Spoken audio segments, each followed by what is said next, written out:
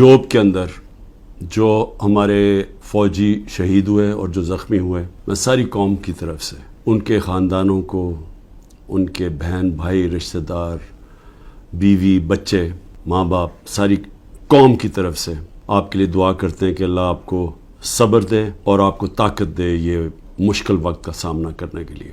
میں نے جب جنرل فیض کی بات کی اور جنرل باجوہ کو میں نے سمجھایا کہ صرف جنرل فیض کو سردیوں تک اس لیے رکھنا چاہتا ہوں کہ وہ 5 سال سے وہ سیکیورٹی چیف ہیں، انٹیلیجنس کے چیف تھے پاکستان میں، ان کے رابطے تھے افغانستان کے طالبان سے بھی، دوسری حکومت سے بھی، اور ان کا ہونا اس وقت بڑا ضروری تھا جب یہ چینج اوور ہو رہا ہو۔ میں نے کبھی بھی یہ نہیں سوچا تھا کہ آرمی چیف جنرل فیض کو میں نے بنانا ہے، کیونکہ مجھے تو پتہ ہی نہیں تھا باقی کون تھے جو رننگ میں تھے۔ لیکن یہ جنرل باجوہ نے اپنی ان کو لوگوں کو بتایا ہوا تھا کہ عمران خان نے فیصلہ کیا ہوا ہے، ان کو میرے خلاف کیا۔ اور جو اصل ایشو تھا کہ جب یہ چینج اوور ہو رہا تھا افغانستان میں، تو یہ بڑا امپورٹنٹ تھا کہ اس وقت جو ایکسپیرینسڈ سیکیورٹی چیف تھا وہ ڈیل کرتا۔ نہ ٹائم دیا گورنمنٹ نے، جو انہوں نے فیڈرل گورنمنٹ لے کے آئے، نہ ان کو کوئی انٹرسٹ تھا، یہ تو اپنے چوریاں معاف کرنے میں لگ گئے تھے ساتھ ہی، نہ ان کو سمجھ تھی۔ اس کے علاوہ جو مسئلہ آیا، جیسے ہم نے گورنمنٹس اپنی پختونخوا کی اور یہ پنجاب کی جب ختم کی، اور یہ جو کیئر ٹیکر سیٹ اپ آیا، کیئر ٹیکر سیٹ اپ کو ان کو کوئی انٹرسٹ ہی نہیں ہے اس چیز کے اندر، نہ ان کی کوئی اہلیت ہے۔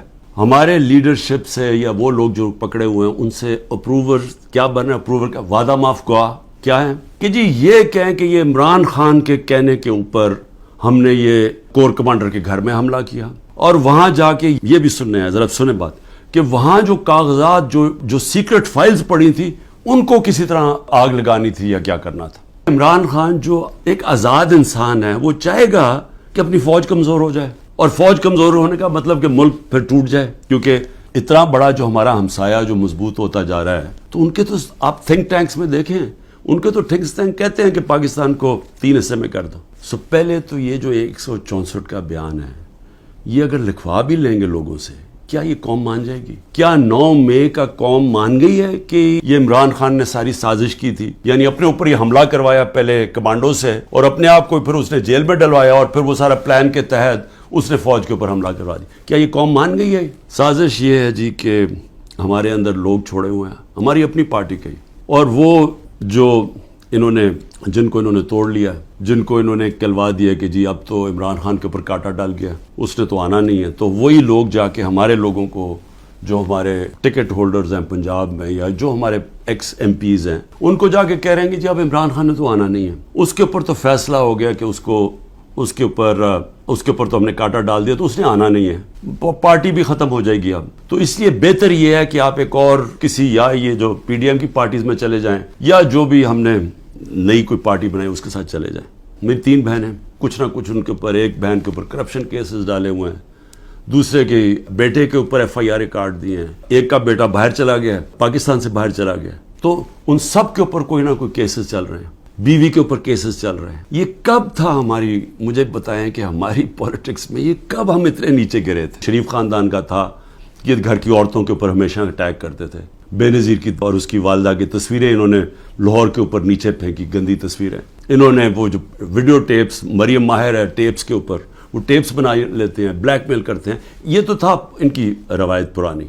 اظہر ماشوانی ہمارے وہ سوشل میڈیا کا، اس کا بھائی کو 2 مہینے سے اٹھایا ہوا ہے۔ ہمارا جو علی اوان ہے ہمارے اسلام آباد سے جو MN ہے، ان کے بھائی کو، وہ ایک پروفیشنل ہے، اس کا تعلق ہی کوئی پارٹی سے نہیں ہے، اس کو اغوا کر کے لے گئے۔ شہزاد اکبر جو انگلینڈ گیا ہوا ہے، اس کے بھائی جو کہ نارمل نہیں ہے، اب نارمل ہے اس کا بھائی، اس کو اٹھا کے لے گئے، وہ غائب کیا ہوا ہے، یہ سب غائب کیے ہوئے ہیں۔ عمران ریاض، اب اس کا کیا تعلق تھا 9 مئی کے ساتھ؟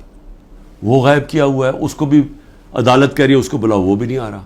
یعنی کب پاکستان میں ایسے ہوا تھا کہ جو بھی طاقت میں بیٹھے ہوئے ہیں، جو یہ سب کچھ کروا رہے ہیں، میں آپ سے ایک سوال پوچھتا ہوں کہ کبھی آپ نے سوچا ہے کہ اتنا زیادہ کسی کے ایک پارٹی کے اوپر آپ زور لگائیں اور ظلم کریں، اور وہ پھر پارٹی نہ ٹوٹے؟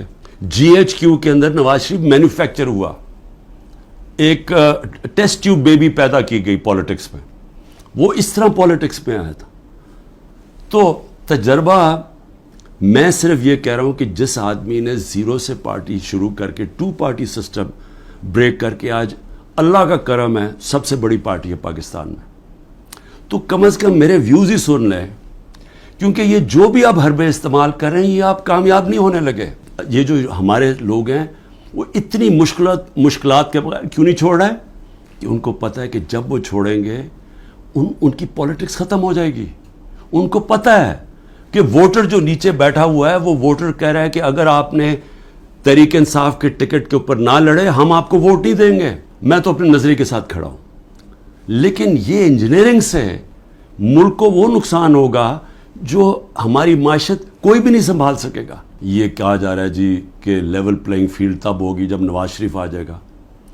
تو ساروں کی تو کرپشن کیسز ختم کر دیے ہیں, تو رہ کیا گیا؟ تو اس کو بلا لیں واپس. وہ کیوں نہیں آ رہا پاکستان؟